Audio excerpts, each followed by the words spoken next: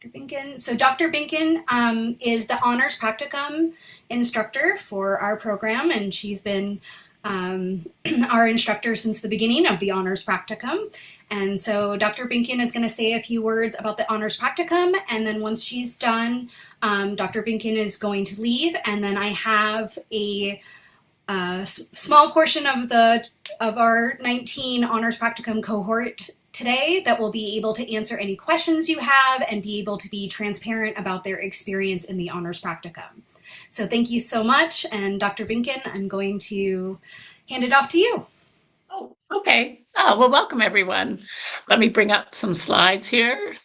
Okay, here we go. All right, share. Okay, and we have full screen. Good. So, what I'm going to be giving you a little bit of background about the Honors Practicum, what it consists of, and telling you a bit about what we've been doing and what we hope to do in the future. So, this is most of the current Honors Practicum group. This was at a lunch that we had a couple of weeks ago. And so, first of all, I tell you what you're signing up for if you decide to do the Honors Practicum. This is really an adventure that's different from anything that you've probably had before in your academic experience. It's a long haul, though, where you're going to be asked to use all that you've learned over the past 3 years and learn some more on top of that. It's the experience of working with a team that's not necessarily of your choosing. And I know a lot of you in public health have already worked with teams, but this is a really long haul, intense experience of teamwork. It's an opportunity to make a real contribution, though, to UCSD if you do decide to participate. It creates lifetime friendships. Many of my people in the first cohort are still in touch with each other, even though it's been about 8 years now. And it hopefully will give you a degree with honors, some new skills and confidence, and a real sense of accomplishment, of having been pushed to realize what you can actually be and do. So the big picture is the class meets twice a week. We try to do it on Tuesdays and Thursdays in the middle of the day. So it's winter and spring quarter, 2 quarters. It's a maximum of 20 students, and each quarter is 6 credit hours. So this also requires not only the time in class, but also several hours outside of class. And I think my students can attest to that. There's minimum didactics. I can barely stand to listen to myself talk, and this is probably the longest I will have talked in a long time, but it's maximum learned by doing.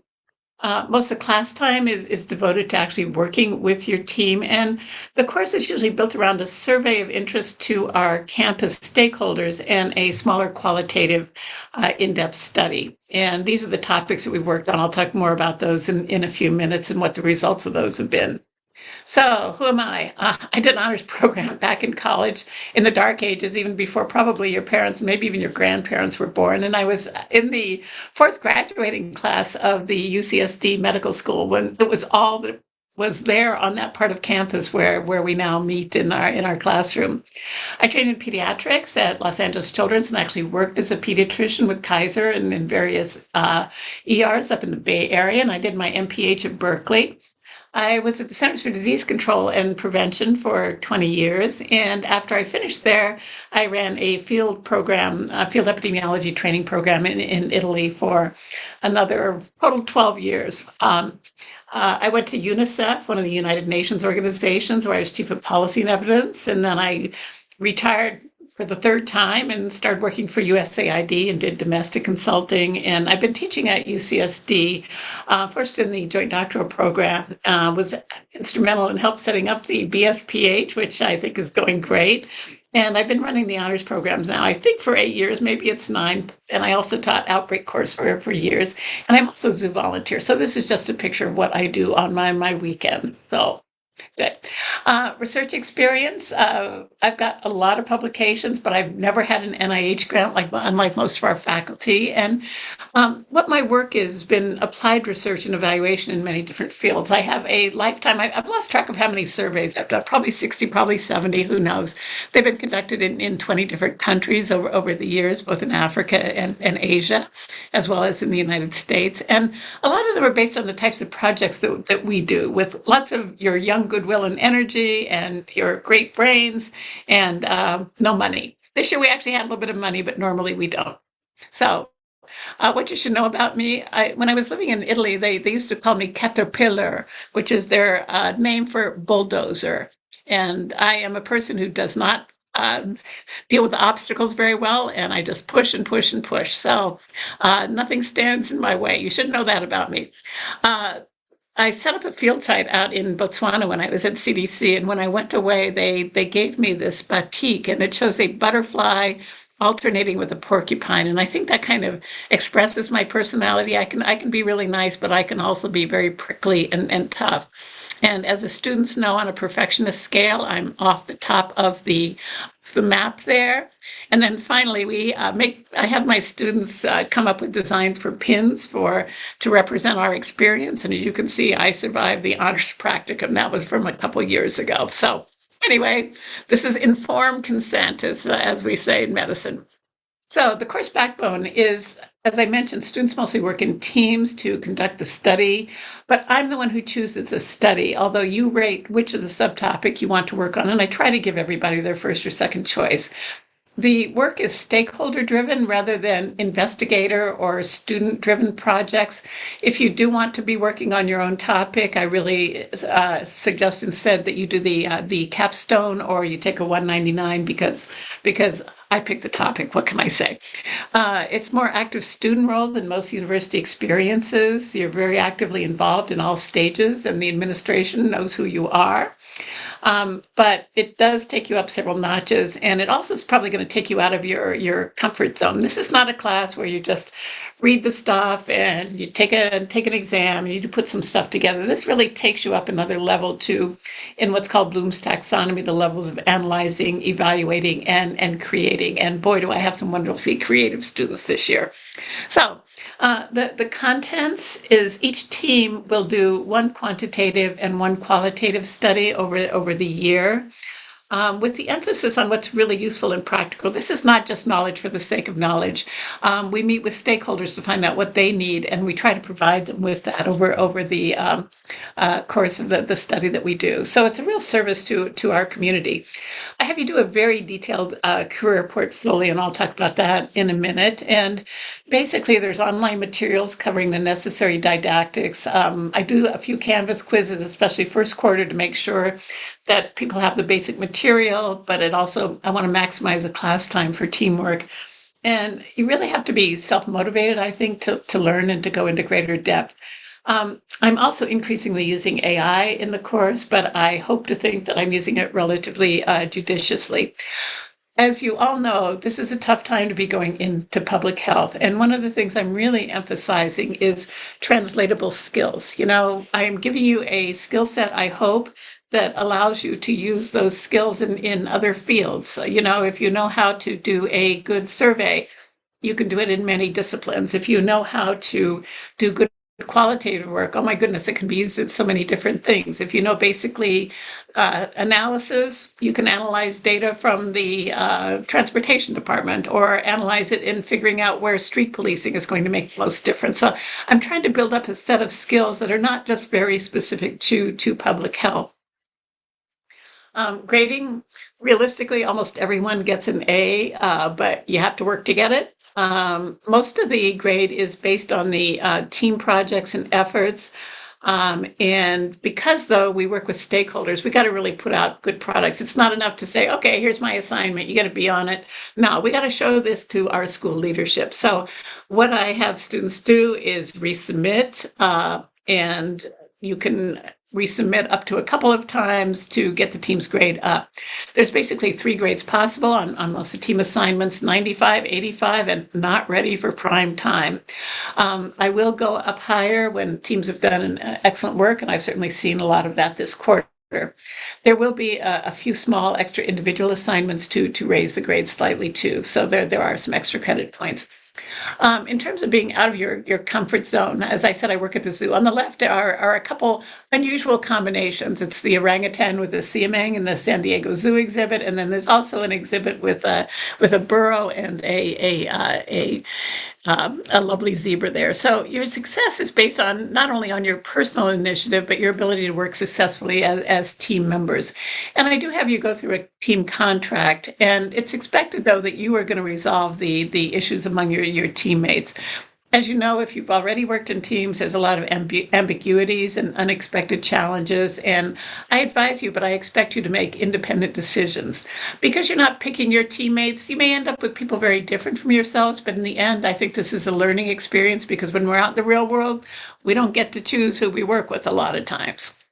So, I do not spoon feed. It's basically when do I stop spoon feeding? The second you go into the 196 series, I really expect you to be independent and thinking independently. It doesn't mean you can't ask for help, but I like independence.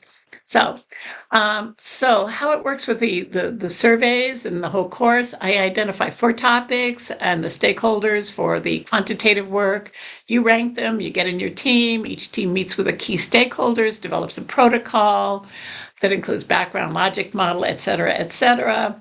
The team's questionnaires are merged into a single questionnaire that we administer through various means.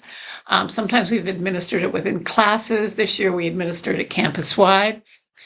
Each team gets a part of the data afterwards. So once we get all the data, then we parse it out to the different teams to work on. And each one does its own analysis and communication results.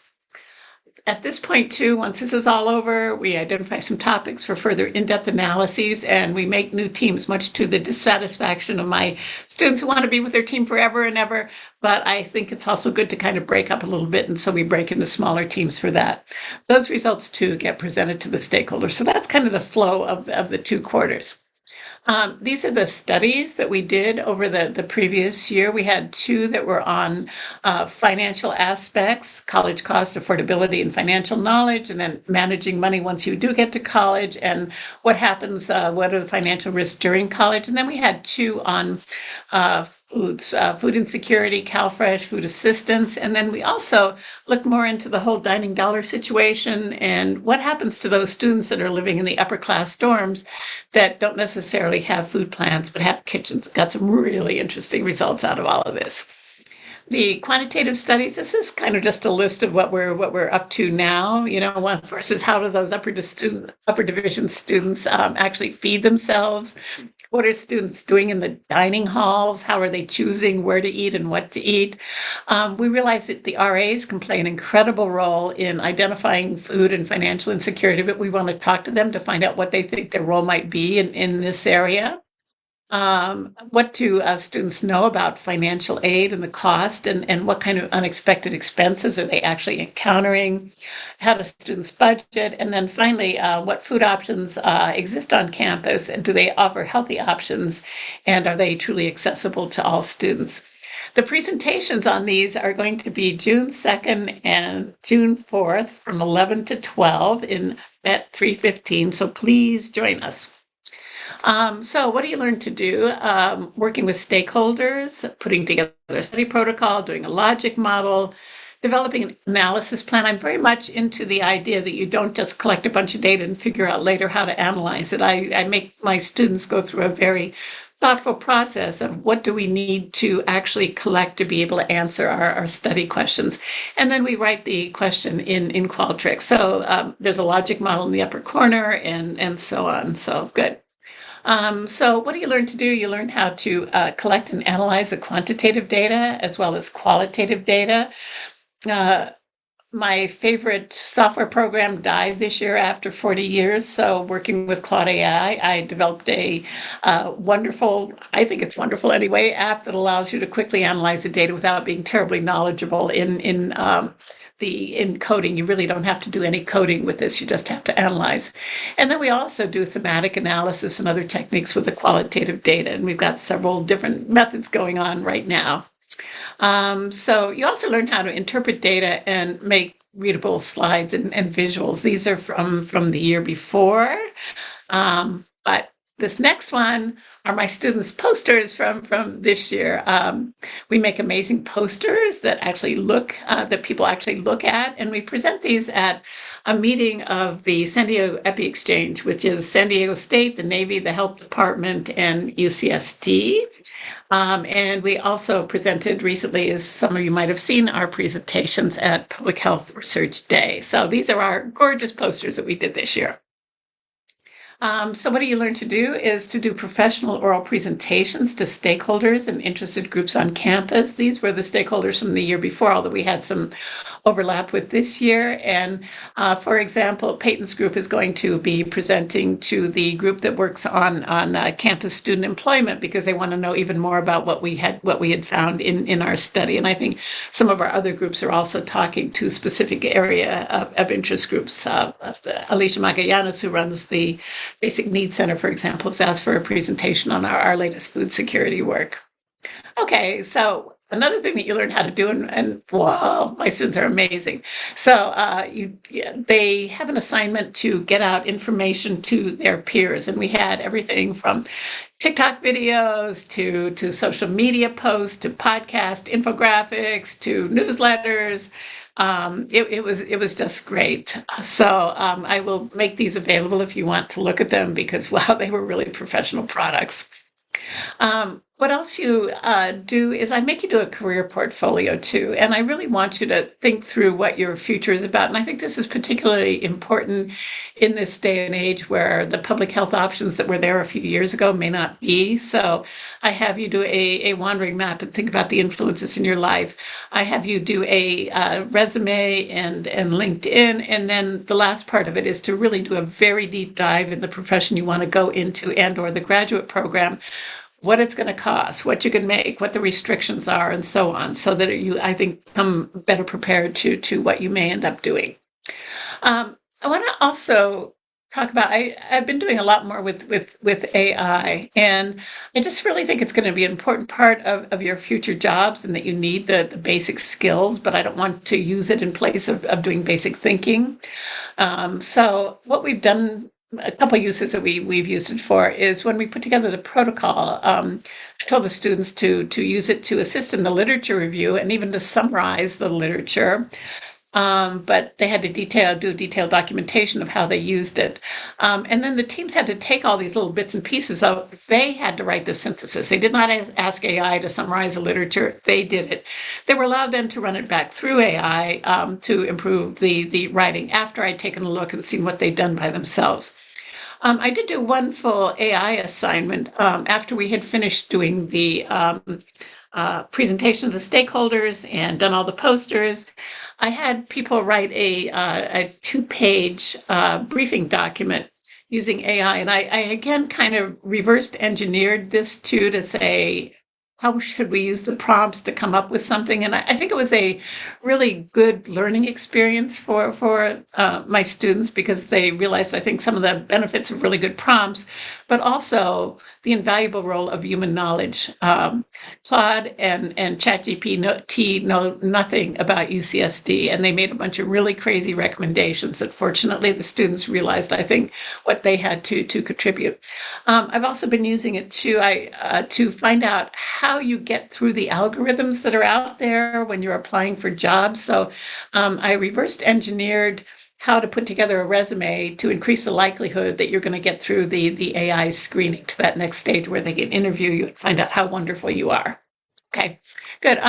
So we've also had impact too, and this is something I think I'm really, really proud of. We did a study in 2024 that was based around CalFresh. We reported it to this high-level group of leadership at UCSD. It led to a campus-wide campaign to publicize and increase CalFresh enrollment. And then we actually got a grant to be able to look at whether the campaign had worked. 2025 on the financial insecurity. Again, findings reported to a high-level group. We got another grant from the Office of the President of the University of California to study further what's going on and develop some interventions. And it also then has turned into the idea that we need a high-level strategic plan for getting rid of financial insecurity here at UCSD. Finally, it still remains to be seen all the impacts of what we've done so far. But again, the collective impact has seen this work. And there is now an official working group to create a campus-wide strategic plan. The methods and findings, I just presented them this past week back in DC to the staffer for Representative Sarah Jacobs over in the House of Representatives. This is Patty Mahaffey, as you know, who's the Assistant Vice Chancellor, and also Alicia Magallanes, and then several of our students, as well as then the aide. More to come on this. I think we're going to see some nice implications from the work my students have done. So, things to really think about before doing this is your time and availability. This program is not compatible with a heavy academic load or having labs every day of the week or working a lot outside of work. And I'm the first to say I know students need to work, and I think some of the students can talk about how some of the difficulties that they may face in trying to work a lot outside of hours, just because when you work with a team, I find the teams that succeed are maybe not the top kids in the class, but they are the ones that learn how to work together and have the time so they're not meeting on Sunday night at 11 o'clock. I think you have to think about whether you want to be doing research versus practical stuff. We have a lot of researchers, and I know a lot of my students also work in research labs. I think if you're going to medical school or something, that's really privileged to say, I worked in X person's lab. On the other hand, this is much more practical work. And then whether also it's okay to work on a project that I will choose rather than you choose. If you've got a burning passion that you want to study, I really suggest that you take the 199 or capstone instead. And then finally, how you feel about working in teams. But I think my students can speak a bit to that, because in the past, most of them have had not so positive experiences with teamwork, but have found this a much more positive approach to things. And then finally, what am I looking for? I'm looking for people who are committed to doing something in public health. So please don't apply if you want to be a dermatologist or an intensive care specialist or the next biotech CEO.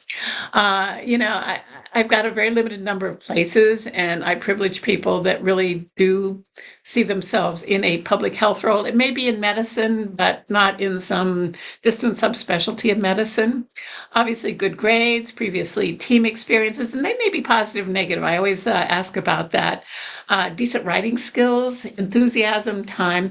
And I love having transfer and first gen students, but I love having everybody. So, but I do take a special look and really enjoy having my transfer and first gen students. So yeah. The other thing is when you do your interview with me, I've got a very high BS meter. So, don't try to tell me that you want to be a general practitioner up someplace when it's probably more likely that what you really want to do is be a dermatologist. Okay. So, I am going to leave now unless, do we ask questions, Dina, or not? So normally what I do, Dr. Binkin, is I say that they can email you. You can email For me, curriculum, please. yeah. So that way, the panelists get an opportunity to share their experience, and before I introduce the panelists, I go over just Perfect. some basics of who you contact with your questions, depending on the type of question you have. So yeah. Perfect. So as you can see, I've X'd myself out of the picture there, and I am going to leave you now. Please do email me. It's nbinkin, BINKIN at ucsd.edu. You'll find me. So good. Okay. Bye bye. Thank you so much. Okay, so for this next part, it's just a question and answer section. And so what's going to happen is I'm going to start by asking all of the Honors Practicum panelists to answer one question for me, and then we will open it up to questions. Students can either raise your hand and be called on, or you can submit questions in the chat and I will slowly get through them. So I just want to start by thanking all the Honors Practicum panelists for participating today. It is really helpful for the future students, and I'm going to ask all of you the first question, which is, what do you feel was the most valuable part of participating in the Honors Practicum so far, and how do you think it's impacted your academic or personal growth? So whoever would like to start, I don't like calling on because you may be formulating that answer. Yeah. Lynn, that's great. Honestly, could you paste that question in the chat? Oh yeah, absolutely. That's a great idea. Thank you. Well, my name is Lynn. I'm a third year public health student. I have a minor in marketing, and What I found most valuable in like this honors practicum is definitely the skills that you will learn in like research. And then like yes, it's rigorous, but in the end it's like it truly helps you. And also, I really like how what makes this different than compared to the Capstone series is um, um, Dr. Binkin's like involvement in like her career development as well. She's um, always happy to connect us with anybody that she knows that is like in the field that you're interested in. Um, but I definitely say it was like the research skills and also that critical like mindset when it comes to doing research. I think it helps you a lot in like figuring out the nuances to things and what type of information is truly valuable, and then also how you present it. Because she's very well versed in that area, like and presenting like research findings and such. So it's very helpful in guiding us in like the right directions and like the right ways to do things like that. But that's for the academic side. Personal growth definitely helped with a lot more of like teamwork skills as well. And then again, like I said, like the career development portion of like this course was like really helpful as well. I can Thank go you. next. Great. Hi, my name is Ashani. I'm a third year double major in public health and political science. I'm not someone who's like super deep into like medicine or research or anything like that. I'm pre-law, and so it kind of goes to show the variety of people that come into this practicum and how much diversity we have. I think the most valuable experience for me, even not going into anything super research heavy, was probably the research conferences that we attended. Epi Exchange and Public Health Research Day, presenting at those has kind of really helped me, has given me a better understanding of our project and how it connects to other people's work or stakeholder interest. And it's given me a really good sense of how what we do is meaningful to other people. When they come up, they ask us questions, they're very interested in the research. That's been really cool to see the actual like meaningful impact that our work has. I can share next. Hi everyone, my name is Peyton. I am a fourth year, so graduating in just a couple weeks, very excited. And I have a concentration in health policy and management sciences. So, like Ashani, I am also pre-law. So just want to reiterate Ashani's point about the diversity that we do have in the honors practicum.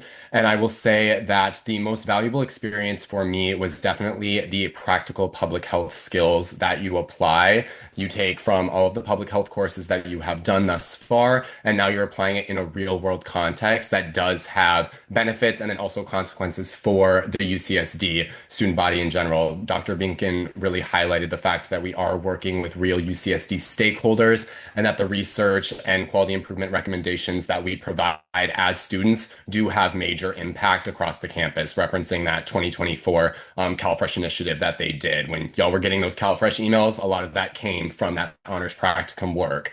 And so that was a huge reason why I decided to join. And then also, she really reiterates the point that she chooses this topic. This is the study. So if you are wanting to do something that's a little bit more niche or a little bit more specific, again, she recommends going into the regular capstone. And the reason that I chose the honors practicum was because I have a lot of experience with different financial wellness resources. And I was someone who put myself through school. So I had to learn a lot of different financial things a lot earlier. And so I've been financially insecure. I've had that primary experience. And so when I attended this same Zoom that y'all are attending this time last year, she told me this topic, and that's what really motivated my interest to join as well. So I would say, again, just to kind of reiterate all of my points, it really was that practical public health experience, which, if you could tell from my background, I work for the CDPH in program evaluation and quality improvement, along with my academic studies. And I'll tell you, the things that I learned in the honors practicum and the things that I learned in my internship go hand in hand. So if you are really looking for strong skill development, strong professional development, this is definitely the program for you because you will use these skills in your future careers in public health. I can go next. My name is Victor Lamelli, and I also attended this same session about a year ago. And for me, it was Dr. Binkin reminded me of one of my favorite authors, Fran Lebowitz, and I just fell in love with her. Why I wanted to join was because you kind of she has been so involved in public health and it's what I want to do. So she goes from like the analog stage to the digital stage to now to the AI stage. So it's important for me to um work under someone who knows all of that. And just the way that she's using agentic AI is like really, really mind-blowing. I also take courses at Rady along with Lynn, and just sort of the future of what the capabilities of being able to do the research that you want is going to be it's just like massive. And so you are at the ground of something that is so great. And so being able to work with someone that has so much experience along with the professors that you have today is just going to be so beneficial.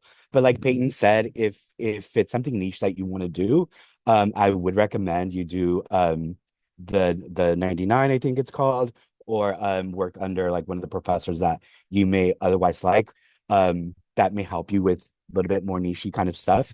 But you can challenge yourself to work under some like a topic that you may not have necessarily chosen because it's how you're going to create those skills that you need.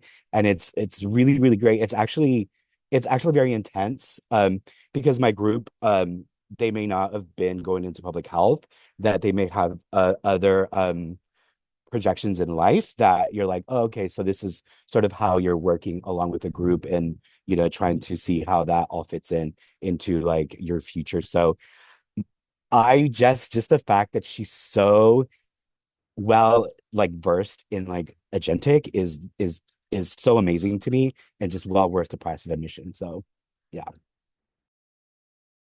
I can go next. Hi, my name's Cameron. I'm a public health concentration in med sciences. Um, I am pre-med, unlike what Binkin said, and I would argue that this program has helped me become a better future physician, and I don't think if any of you are pre-med that you shouldn't apply for this. I would argue that would actually help you. I think that learning about prevention and all those types of things is really good in helping your future patients.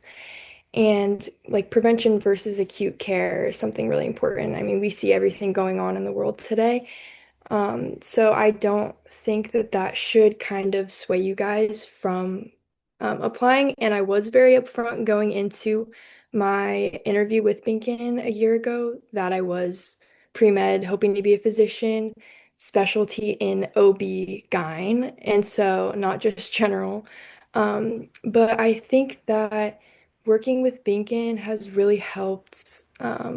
Like she's very upfront in her like advice and things. And if you can work with Binkin, you can work with anyone, in my opinion. Learning how to take like hard advice well, not taking it personally, not kind of, getting mad and like just keep moving forward and just taking her advice and kind of moving forward is something that I think if you can do, then you will do good in the real world. But yeah. I can go next. I'm currently a fourth year graduating and I'm pre-med as well, so definitely don't think that being pre-med is something that will throw you off.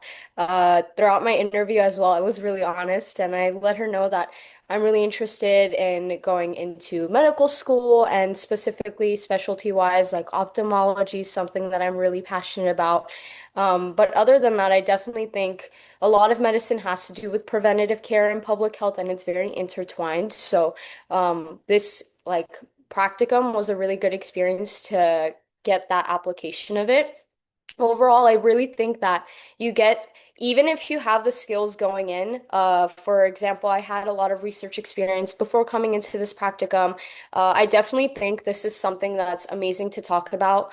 And get that experience of hands-on application, whether it's IRB, whether it's doing the poster presentations, creating surveys. All of that is stuff that you can talk about during interviews and that you're going to need for jobs or for grad school.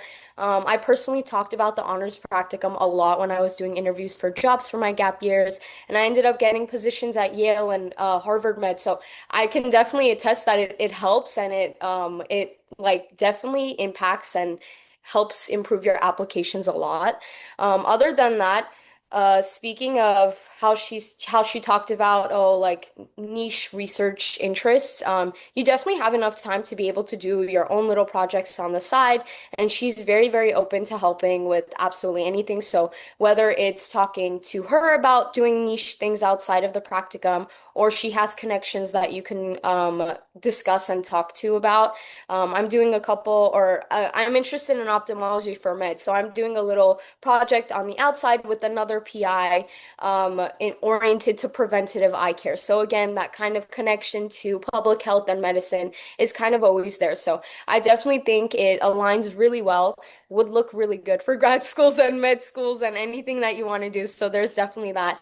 But also you get to have the opportunity to kind of work with the smaller group. There's I think 19 or 20 of us, which makes things a little more intimate and really nice. And especially working with groups, you get to work with people that sometimes I've had really bad experiences with group projects throughout my time in public health classes, but I've definitely had a really good experience in this class. So that was really good as well. And I can go next. My name is Alexia Marmolejo Juarez, and I'm a third year, and I'm a public health major with a concentration in community health sciences. And I'm also graduating this year, very bittersweet. And I have a double minor in global health and healthcare and social issues. So yeah, that's a little bit about me. I would say the most valuable part of joining the honors practicum was definitely like the growth I had as an individual and professional aspect as well.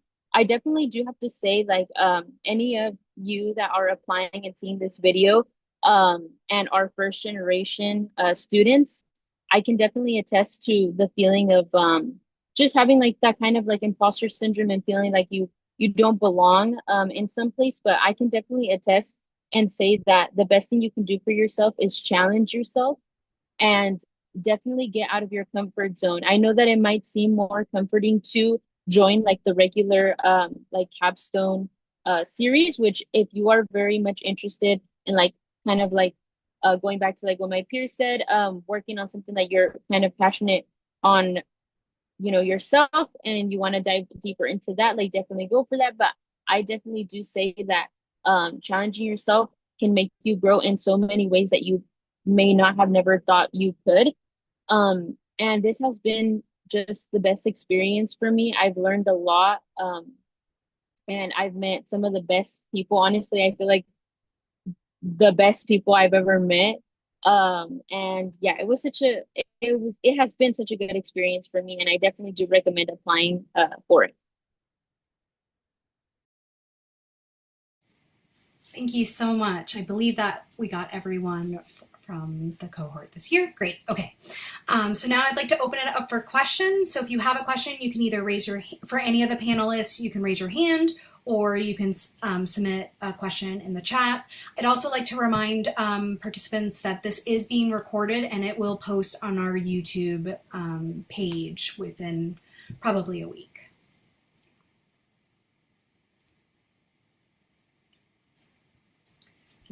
Oh yes.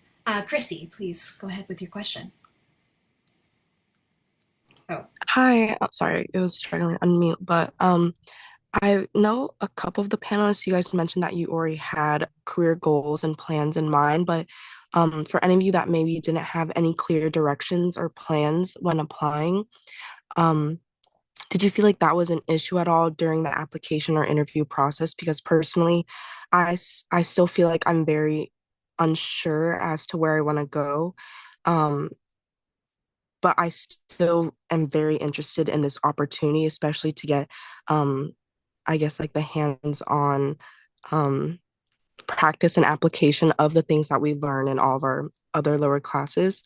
but I just want to know if maybe anyone had any advice on how we could, I guess, just word or phrase that to really show that even though we don't have clear plans on how this experience could apply to our future development, how we can still get involved with it. I would love to answer this question. I went into the practicum like having a more relative idea of I I'm not pre-med or anything, but I know I want to do something related to public health. And I was like, okay, maybe I want to do something with like marketing like side of public health and like the health communication and stuff. And honestly, at that time I was like, I guess maybe I'll work at some biotech company and work for like the promotion side of it and like the public health perspective. But and I talked about that in my interview, and that sentiment is still relatively the same where like I am passionate about like that kind of marketing aspect, but with the practicum it helped me like definitely narrow my interests in a lot more because I realize I have like more of this passion for like the implementation sciences of like improving processes and like how can we make things more efficient because ultimately like are the projects that you're creating and the recommendations that you are giving to the stakeholders are like recommendations that you'll be creating with your group. And I think also it's like uh as like everybody else was mentioning, like that motivation of like our recommendations actually being considered and implemented by these stakeholders, uh, made me realize I was like, oh, like this is something that I really want to do. And so like for your question of like going into it, I wouldn't be too worried. I feel like that's a very like common experience that we all have. And I can assure you that I feel like the practicum will definitely help you explore more areas and interests in public health that you may not even have realized before, just as I did. Um, and like for going into like an interview and stuff like with Dr. Beacon, I always recommend people to just talk about the things that you're passionate about. Um, and I feel like with public health, there's always some sort of connection to it, because of just how interconnected our health is and like with the community too, there's always some kind of public health aspect to things. Um, so I would definitely recommend talking about the things that you're passionate about, and I feel like that also makes it easier for you, also going into the practicum. And what was the other things? Oh, I would also like just think about the things that you really enjoyed in the past, like public health courses that you have taken. Because you can definitely take those. I'm sure they're valuable skills that we have learned in like those public health courses, given the different topics that each course like covered. So choose which one like interested you the most and kind of you can elaborate on that. You don't need like a specific career like title or job that like going into it. Like don't worry about that. And like Dr. Binkin is like would be very understanding because I'm sure that there are also students in our class right now that are still trying to figure things out. Um, but yeah, I wouldn't be, it's not too much of a like a factor that you should be worried about, but just think about the things that you're passionate in. I see. Thank you so much. Of course. Thank you. Just checking to see if there's any other questions, or if not, I have questions of my own to ask. I think I there was saw one from one. Natalie in the chat. Yeah, in the Oh, there chat. was one in the chat? Yes. Let me just see.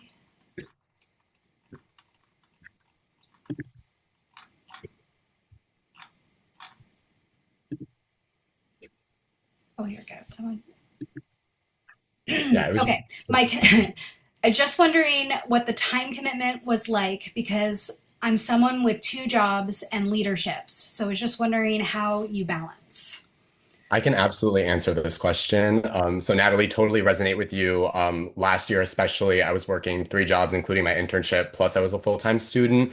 And so I would say that biggest advice that I have is like time management in general. But what I will say, and Dr. Binkin emphasized this in her presentation as well, is that this honors practicum is not like a traditional course. What we experienced was that a lot of the work is very front loaded at the beginning. You know how usually you have a course and it's like syllabus week and then you kind of ease into it, then midterm season kicks off a few weeks in, and then everyone's really locked in. That is not how this course operates at all. You are very much thrown off the deep end from week one.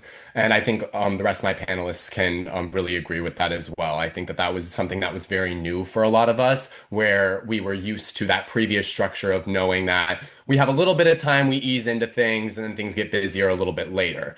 So what I will say is that you absolutely can still take this course and balance it. However, that balance is going to look different. So for example, now, because I knew I was going to do this honors practicum, I knew some things had to be sacrificed. So now I just work my internship and I do this honors practicum, and then I had enough credit so I was able to go part-time as well. And when I tell you my load now, whereas on paper might look different and might look less because of this honors practicum and the way that it is set up, it feels the same. It feels like the same levels of work and balance and kind of just, again, always fighting to find that balance. But I've had to very much switch how I had previously managed my time last year when I was so used to the traditional public health courses, for example, like I just described, because this honors practicum operated so differently. So what I will say is that be prepared for this course to be different and for you to have to manage your extracurriculars a little bit differently because of the way this course is structured.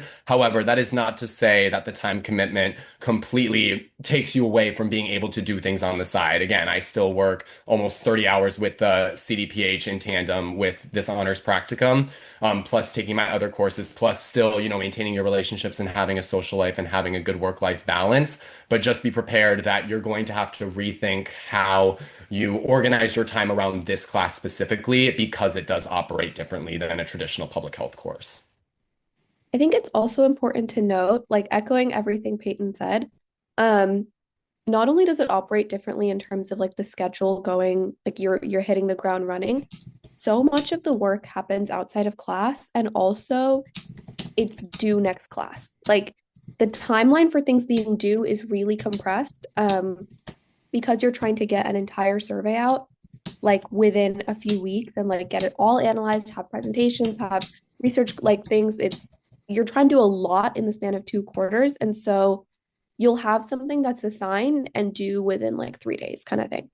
Or you'll have something that, is assigned, and then you have to work over the weekend with your group to make sure you get it in time. This is not a course that really cares about whether you have weekends or not.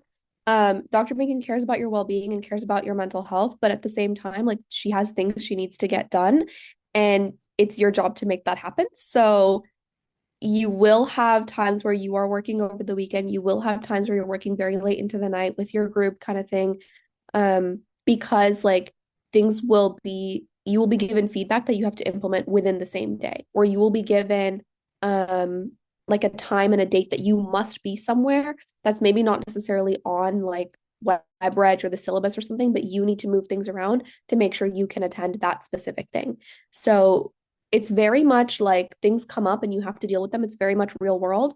But when you have extracurriculars and other things that you're doing, like I have a job, I have clubs that I'm part of, you sometimes have to figure out a way to, sacrifice. Where are you going to make cuts? Where are you going to make sacrifices? Because you have to, make time for this or turn this in or attend this one thing. So just keep that in mind. That's something that surprised me when I came in, was how quick the turnaround times for things are.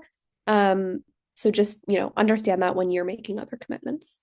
And I do want to just chime in. Oh, yeah, sorry, Victor. If you'd like to go first, that's completely Yeah, only because like I wanted to say like what the Shawnee was saying, because we were sort of in the same group, and so we it's really fast. Like when I came to this like last year and they were like, "Oh, it's gonna be really fast."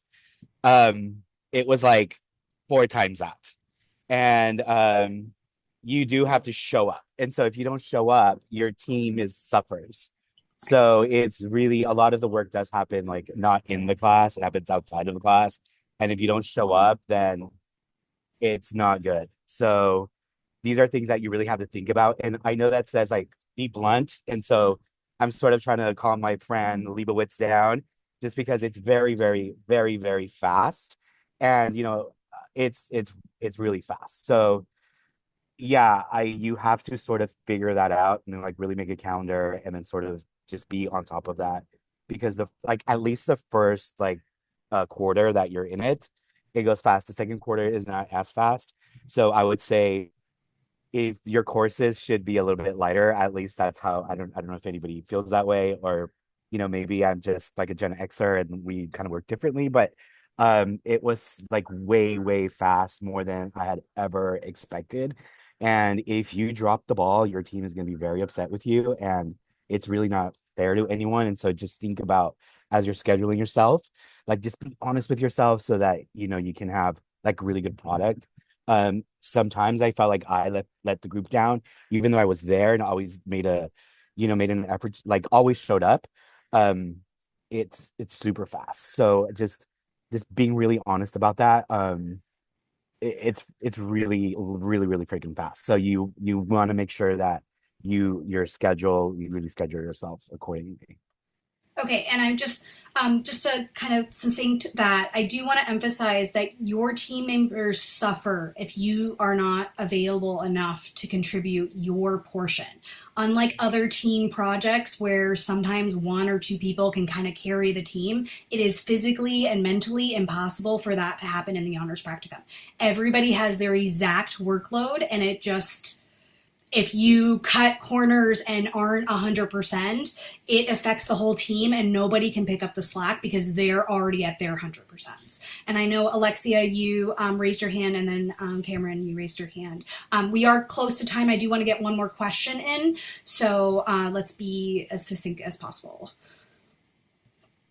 Just really quickly, I wanted to add like kind of my experience. I would say along with what my peers said, a lot of the outside work you're gonna have it's a lot of hours and it's a lot of, like I said, outside work that you're doing with your group. But along with that, there's gonna be a time during the honors practicum where it's time to present your research. So these days, you're gonna have to let your work know about it and you're gonna have to be present there to present your research. But I do have to attest that I myself was also working two jobs, and I'm currently a full-time CNA as well, full-time student, and also a leader of an organization. But we're being realistic with all of you, but I also don't want to scare any of you away because you are 100% capable of being in this program. And yes, it does take a lot of discipline. It takes a lot of time management, but you can 100% do it if we're all here, and we can all attest that, we may have multiple jobs and we may have other commitments.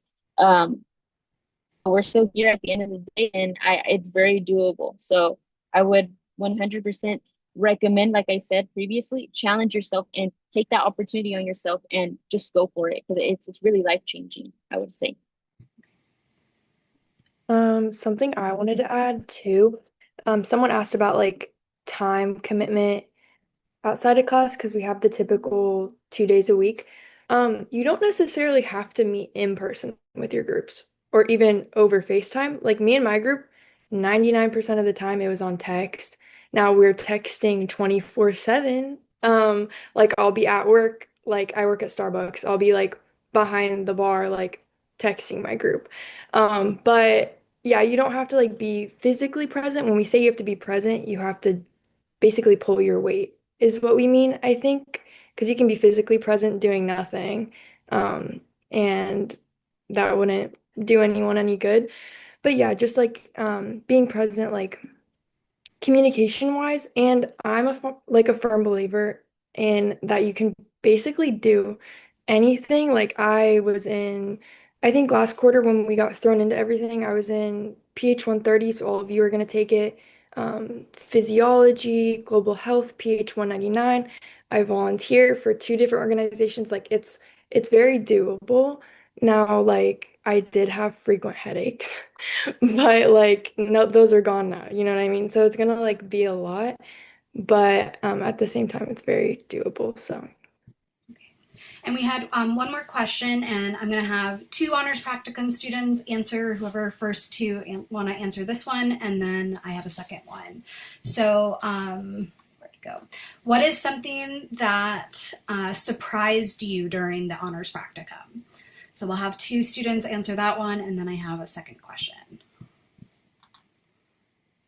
I think maybe the presentations was something that was surprising, probably for a lot of us, because it wasn't really talked about until like the very end, or like right before we were gonna present like this quarter, I guess. In terms of it's not really on the syllabus. Nobody really told us about it at the info session, I think. Like a lot of it and also the dates, like for things were surprising.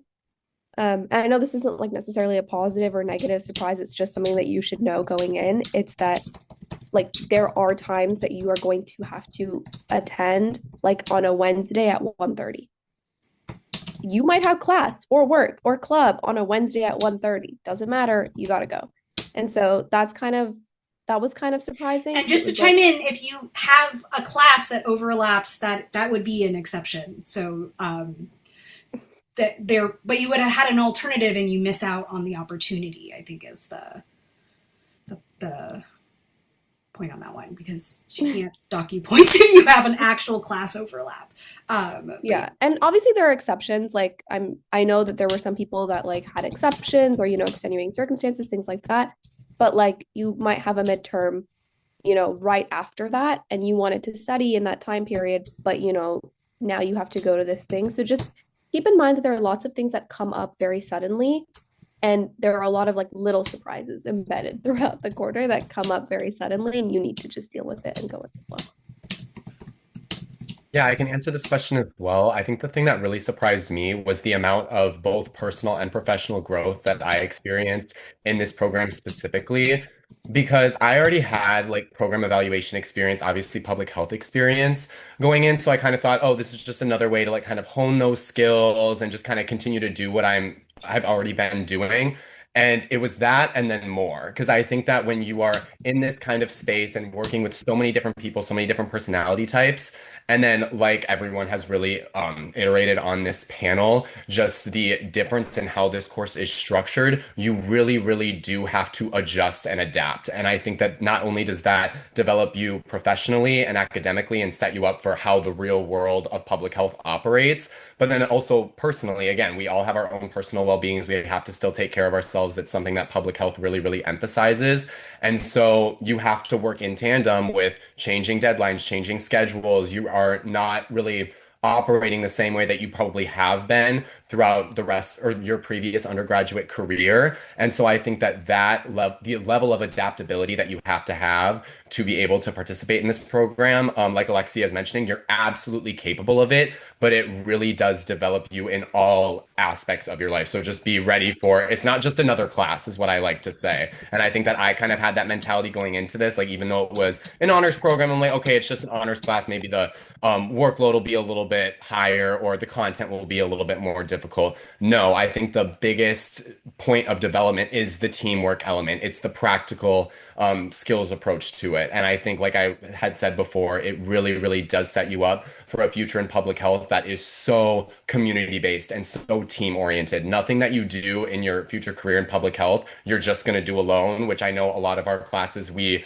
like to do things on our own and like to just get things done and execute things. You realize in this program really quickly, like someone had mentioned before, Dr. Binkin is always giving you revisions. She says that she's very high on the perfectionist scale, and that's why she's always sending work back. And there's always some way that we can improve. And I think for a lot of students, that is a hard barrier to conquer because for a lot of us, especially high achieving students, we are so used to just turning something in, we get the points, we get the A, and we move on. That's not how the real world works. That's not how the real world of public health works. And I think that you learn that and you learn that, you take that into your own life as well. And yeah, again, I think that this program is just really, really good at setting you up for a future career in public health. And then also just setting you up to be a really good working professional, to be able to work in teams effectively. I know Lynn had mentioned like getting really close with their team. And because again, you are working some late nights and you have to manage your time and balance everyone's schedules. And that's how the real world of public health works. So if that's what you're looking to set yourself up for, this is definitely the program for you. Thank you. And then for anyone who has to leave, including the Honors Practicum students, please, I know it's 12:30, hoping to get one more question to get recorded. So if a couple of you wanted to talk about any advice that you would give to students applying this year.